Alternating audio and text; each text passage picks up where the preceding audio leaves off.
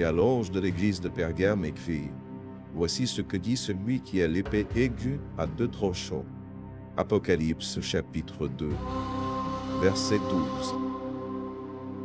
Bonjour, je vous salue avec la paix glorieuse du Seigneur Jésus-Christ. Bienvenue au 4e épisode de cette série qui aborde les aspects historiques et prophétiques des 7 lettres de l'Apocalypse. Dans ce 4e épisode de la série, le plan prophétique de l'Église dans les 7 lettres de l'Apocalypse, nous parlerons de la lettre à l'Église de Pergame.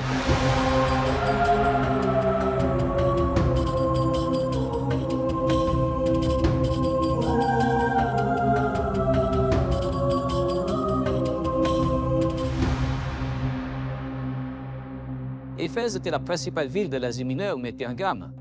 Elle était la capitale depuis 282 avant J.C. C'était le siège de l'Empire romain en Asie mineure. Le nom parchemin est lié à la ville de Pergame.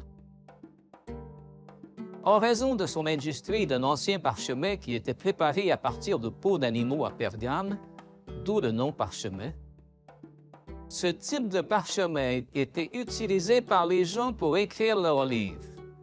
Il y avait même une bibliothèque ici à Pergame qui accumulait environ 200 000 livres ou volumes.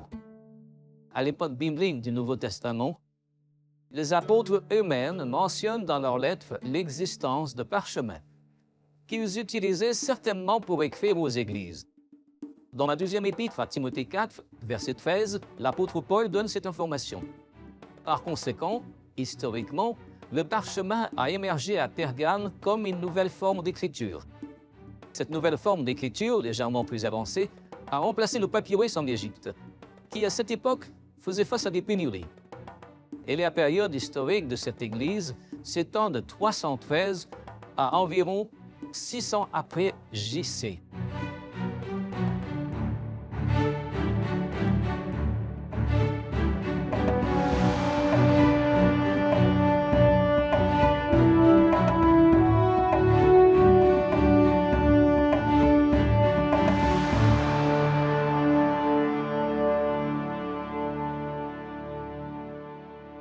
La période de Pergame couvre le 4e, le 5e et la première moitié du 6e siècle. Comme les portes de l'enfer ne pouvaient pas prévaloir contre l'Église par les persécutions, elles ont cherché à la corrompre et à l'aligner avec l'État. Avec cela, des païens non convertis ont été introduits dans l'Église. Ils ont conservé certaines de leurs idées religieuses. Ce paganisme introduit dans l'Église a progressivement drainé la force spirituelle de l'Église. Entre le martyre d'Étienne et la mort d'Antipas, la période de souffrance de cette Église est caractérisée. Elle commence à l'époque d'Éphèse et se termine à Pergame, avec la grande persécution de Smyrne. Cette persécution a été caractérisée par le massacre brutal initié par Néron et systématiquement continué par ses successeurs.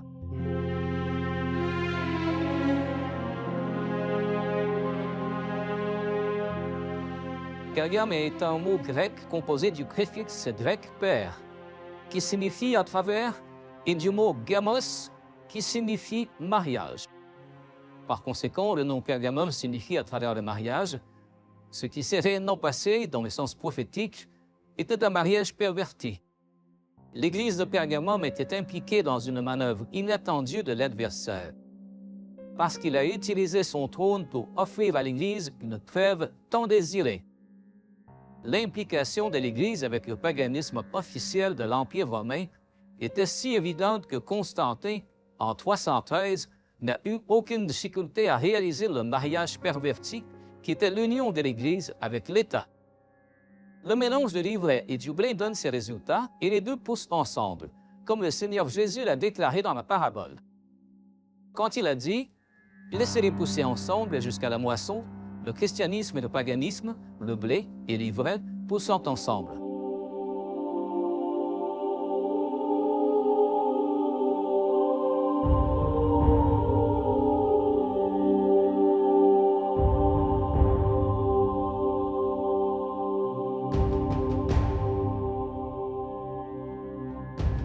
Voyons comment le mariage perverti s'est produit. Chaque fois qu'il y avait une rébellion dans le vaste empire romain, les légions disciplinées des armées romaines réussissaient à la réprimer parce que c'était une rébellion localisée dans une région spécifique de l'Empire. Cependant, la peur des empereurs était qu'il y ait une rébellion des chrétiens, car ils étaient stratégiquement situés dans tout l'Empire vaste. De plus, ils craignaient profondément de faire face à un ennemi qui ne craignait pas la mort. Ainsi, au jour de Constantin, l'ennemi a changé de tactique, décidant de les rejoindre pour les diluer comme un moyen de les détruire. Ce mariage de l'Église avec l'État a eu lieu en l'an 313 après J.C., lorsque l'empereur Constantin a émis officiellement l'édit de Milan. Il proclama la fin des persécutions contre les chrétiens qui avaient lieu dans diverses régions de l'Empire romain. Il accorda également aux fidèles dévoués de cette nouvelle religion le droit inconditionnel de culte et de ne plus honorer l'empereur comme une divinité. Cela permit aux païens de se convertir sans effort au christianisme par le baptême, créant ainsi le slogan durable « Un chrétien est fait par le baptême ». Cela contredisait ouvertement l'enseignement biblique selon lequel un chrétien est fait par une nouvelle naissance. Constantin introduisit alors dans le christianisme les masses humaines infectées par le paganisme. Des millions de païens se sont infiltrés parmi les chrétiens, les faisant se disperser. Pour une Église qui vivra dans un tel contexte d'union avec l'État, Jésus est intitulé comme celui qui a l'épée aiguë à deux tranchants. Apocalypse chapitre 2, verset 12, notons que notre approche est faite dans un sens prophétique.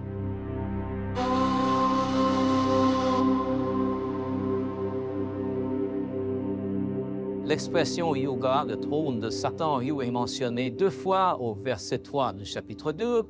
Selon certains commentateurs bibliques, cette citation fait référence au fait qu'à Pergame, il y avait des temples dédiés à divers dieux. Pergame était l'un des plus anciens temples dédiés à la religion d'État, un temple au culte de l'empereur. À Pergame, il y avait aussi un magnifique temple dédié à Asclépios, dont le dieu associé était le serpent. Les gens venaient à ce temple en quête de guérison miraculeuse.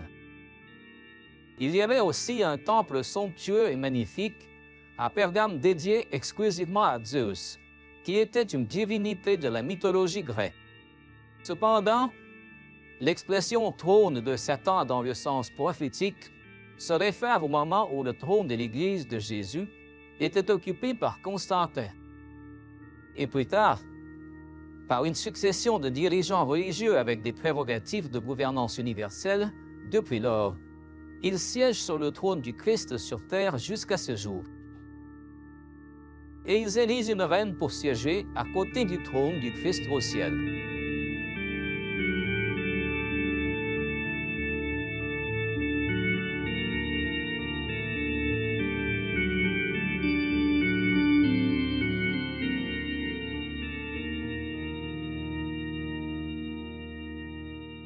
Dans la lettre adressée à l'église de Pergame, le nom d'Antipas est mentionné. Un reste fidèle qui a gardé la foi et confessé le nom de Jésus. Et tu tiens ferme à mon nom. Et tu n'as pas renié ma foi même au jour où Antipas, mon témoin fidèle, a été tué parmi vous, là où Satan habite. Apocalypse chapitre 2, verset 13. Cette loyauté était associée au nom d'Antipas. Le dernier témoin de la période de souffrance à Smyrne, il est intéressant de noter que le temps prophétique de Smyrne, qui commence à Éphèse avec Étienne, et existait encore et se terminera à Pergame avec la mort d'Antipas, ici c'est terminé, alors la période prophétique de Smyrne. Nous aimerions rappeler que notre approche est faite dans un sens prophétique.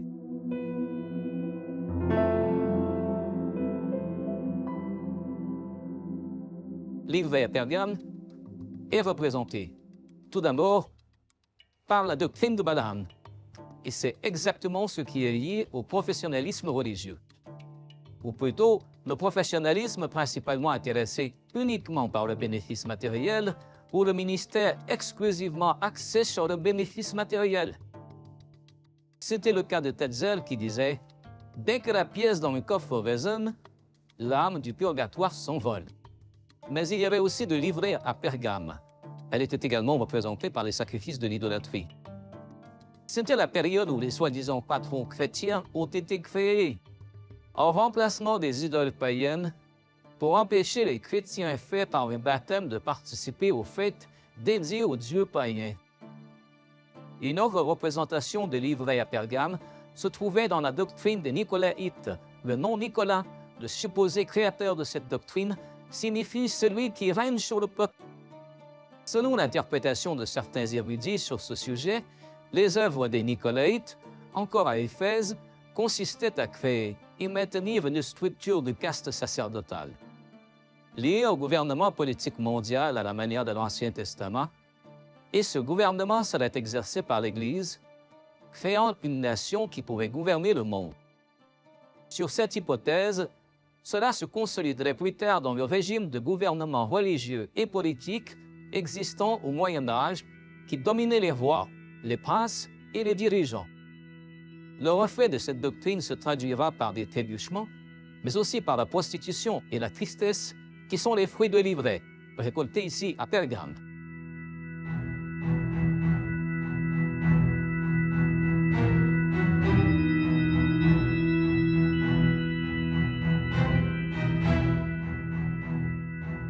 Voyons comment le nicolaïsme va se structurer à Pergame. Cela se produit avec la création de dirigeants religieux dans diverses régions stratégiques. Par exemple, il y en avait un à Rome, un autre à Jérusalem, un autre à Alexandrie et un autre à Carthage de la péninsule ibérique. En plus de celui de Constantinople, ici en Turquie, ainsi, le processus d'organisation ecclésiastique a eu lieu. De Constantin à Grégoire Ier en l'an 590 après J.C., en passant par la chute de l'Empire romain en 476 après J, lorsque les barbares ont envahi. Comme les nations barbares n'avaient pas d'hégémonie de gouvernance mondiale, la structure ecclésiastique existante était déjà prête à assumer cette gouvernance. Par conséquent, l'expression « les œuvres des Nicolaïtes à Éphèse » était représentée par l'ivraie, mais l'ivraie pousse, et à Pergame, elle se transforme en doctrine. D'où l'expression doctrine des Nicolaïtes, ce qui à Éphèse était une œuvre ou une idée des Nicolaïtes.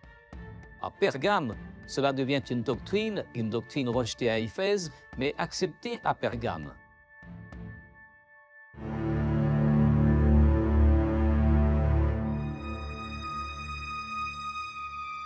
La parabole à l'église de Pergame est la parabole de la graine de moutarde. Jésus se réfère à la graine de moutarde comme la plus petite des graines et compare la foi à une graine de moutarde. Dans Matthieu 13:31, le Seigneur Jésus dit que c'est la plus petite de toutes les graines. Et dans Matthieu 17:20, il dit « Si vous avez de la foi comme un grain de moutarde, mais pourquoi la graine de moutarde? Que s'est-il passé à Pergame? » À Pergame, la foi y est morte. Elle n'existe plus ou a cessé d'exister à Pergame. Une foi semblable à un grain de moutarde, et l'expression marque le moment de la mort de la foi lorsque le texte dans l'Apocalypse dit, même au jour d'Antipas, « La graine de moutarde, bien que si petite, presque imperceptible. » Elle contient en elle une vie latente, qui est un mystère capable de se transformer en un grand arbre. Et pour que cela se produise, il est nécessaire que la graine meure, ainsi est la vraie foi, si petite et intrinsèque. Et elle meurt lorsqu'elle est extériorisée, et le texte biblique de Matthieu, chapitre 13, verset 31, la parabole dit « Le royaume des cieux est semblable à une petite graine de moutarde qu'un homme a prise et soigneusement semée dans son champ. C'est le travail dévoué de l'homme. Il veut transformer l'œuvre de Dieu si simple, si pleine de vie, en quelque chose d'externe de mort, où son champ est occupé par ses propres intérêts, l'intérêt de la chair, la volonté propre, la désobéissance, la culture, les mensonges, l'apparence, la religion, les rites et les liturgies. Le désir de l'homme est de voir sa propre promotion, c'est de diriger, de faire croître son organisation, même avec des ressources qui peuvent provenir de sources non explicitement autorisées par le Seigneur. Chaque fois que l'homme prend la graine de la foi authentique et véritable, il la sème dans le champ de son intérêt, la vraie foi meurt pour lui. Ainsi, à sa place, seule une structure de foi apparente et extérieure naît. Comme un grand arbre, la foi à l'époque prophétique de Pergame.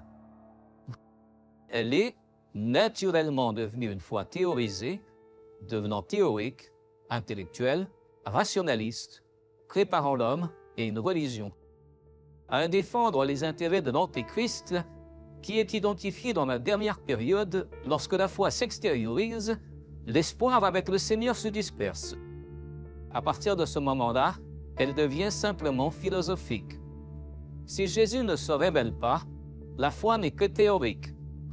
La foi chrétienne aujourd'hui est devenue une idéologie de pouvoir ecclésiastique appelée christianisme, comme on le voit dans la parabole de la graine de moutarde, qui correspond à la lettre à Pergame. La vie de l'Église à Pergame était dominée par les oiseaux du ciel, qui faisaient des nids pour couver les œufs du balamisme, de l'idolâtrie et du nicolaïsme. En revenant à la parabole de la graine de moutarde, nous voyons que la foi était intrinsèque à Éphèse et à Smyrne, sous la forme d'une graine qui était semée dans le cœur d'une bonne terre. Maintenant, la foi est extériorisée à Pergame, sous une foi extrinsèque et une simple démonstration religieuse. Pour beaucoup, l'arbre doit abriter des nids, mais nous devons convenir que l'arbre est destiné à porter des fruits et non à créer ou abriter des oiseaux qui détruisent et anéantissent ses fruits.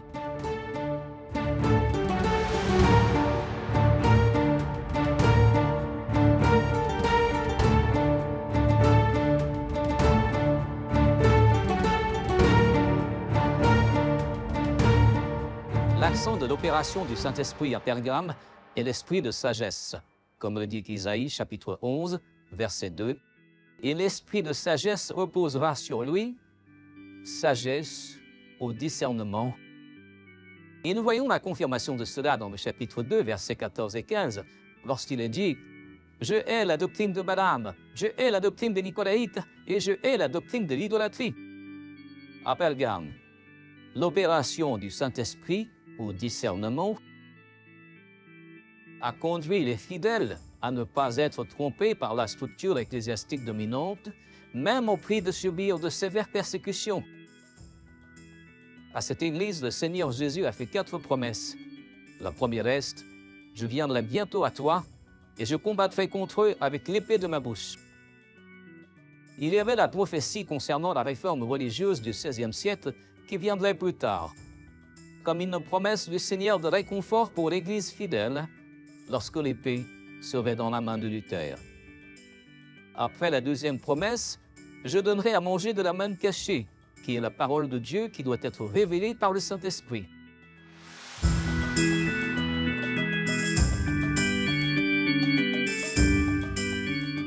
La troisième promesse que le Seigneur Jésus a faite aux fidèles de l'Église de Pergame était de leur dire « Je vous donnerai une pierre blanche ».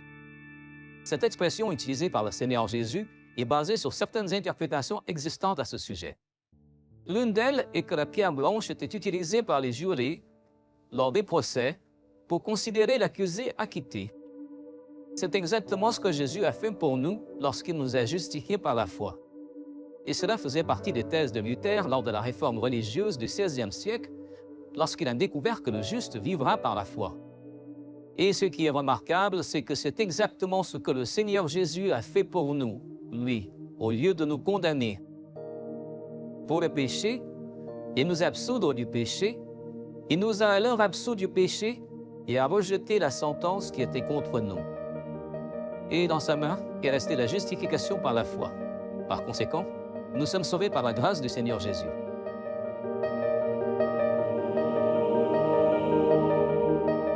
Et la quatrième promesse que Jésus a faite était de dire que sur la pierre, j'écrirai un nouveau nom ce nouveau nom est le nom de celui qui est écrit dans le livre de vie. Et maintenant, en effet, le chrétien est le résultat d'une véritable conversion, et non un chrétien fait par le baptême. La lettre se termine par une exhortation. Que celui qui a des oreilles entende ce que l'Esprit dit aux églises. Apocalypse, chapitre 2, verset 17. Nous concluons donc ici ce 4e épisode de la série, le plan prophétique de l'Église dans les 7 lettres de l'Apocalypse. Et nous vous attendrons dans notre prochain épisode, où nous parlerons de la lettre à l'Église de Thyatire. À bientôt. La paix du Seigneur Jésus.